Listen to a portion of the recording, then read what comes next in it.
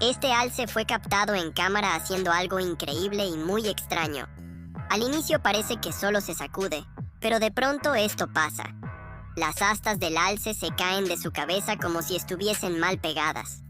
Aunque parezca extraño, esto es normal. Los alces machos tienen cornamenta para atraer a las hembras cuando es la época de apareamiento. Al terminar esta, la cornamenta se vuelve un estorbo para los alces, pues hace que se queden atorados, les pese la cabeza y sean muy visibles y lentos para los depredadores, por lo que pierden las astas. Es sorprendente, ¿no lo crees?